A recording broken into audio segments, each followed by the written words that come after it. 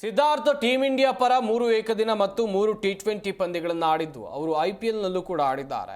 ಈ ಬಗ್ಗೆ ಸಾಮಾಜಿಕ ಜಾಲತಾಣದಲ್ಲಿ ಪೋಸ್ಟ್ ಮಾಡಿರುವ ಅವರು, ನಾನು ಬಾಲ್ಯದಲ್ಲಿ ಮತ್ತು ಪಂಜಾಬ್ನ ಮೈದಾನಗಳಲ್ಲಿ ಕ್ರಿಕೆಟ್ ಆಡ್ತಾ ಇದ್ದಾಗ ದೇಶವನ್ನು ಪ್ರತಿನಿಧಿಸುವ ಕನಸನ್ನು ಕಂಡಿದ್ದೆ. ದೇವರ ದಯೆಯಿಂದ ಆ ಕನಸು 2018ರಲ್ಲಿ ನನಸಾಯಿತು.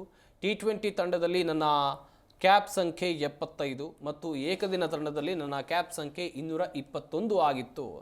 ಈಗ ನಾನು ಭಾರತದಲ್ಲಿ ನನ್ನ ವೃತ್ತಿ ಜೀವನವನ್ನು ಕೊನೆಗೊಳಿಸುವ ಮತ್ತು ನನ್ನ ನಿವೃತ್ತಿಯನ್ನು ಘೋಷಿಸುವ ಸಮಯ ಬಂದಿದೆ ಅಂತೇಳಿ ಬರೆದುಕೊಂಡಿದ್ದಾರೆ.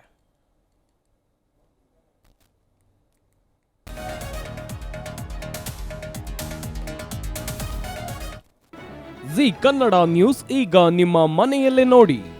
ಎಲ್ಲ ಕೇಬಲ್ಗಳಲ್ಲಿ ಈಗ ಲಭ್ಯ.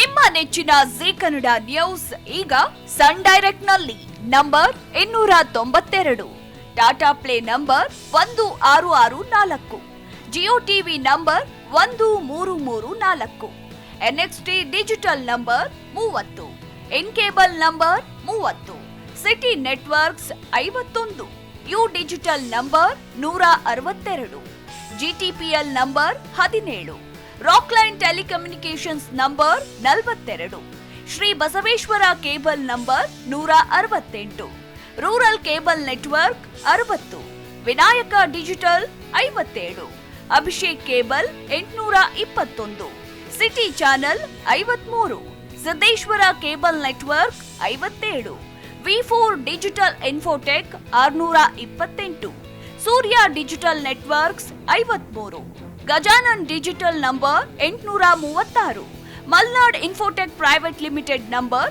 56, metro cast number 830, victory digital number 167ರಲ್ಲಿ ನೋಡಿ ಆನಂದಿಸಿ.